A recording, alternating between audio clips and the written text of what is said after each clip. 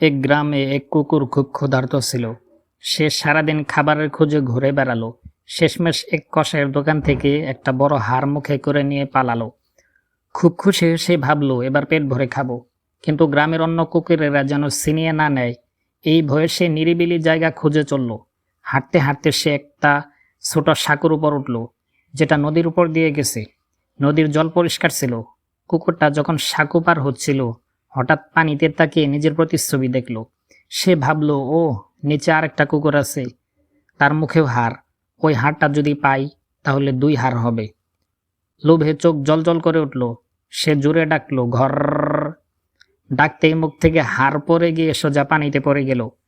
নদীর স্রোতে ভেসে চলে গেল হাড়টি। কুকুরটা স্তব্ধ হয়ে নদীর দিকে তাকিয়ে রইল। নিজের লোভের কারণে একটি মাত্র হাড়টাও হারিয়ে গেল। গল্পটি আমাদের শেখায়, লোভ করলে যা আছে তাও হারাতে হয়। মানুষকে সন্তুষ্ট থাকতে শিখতে হবে, নয়তো সব হারিয়ে যাবে।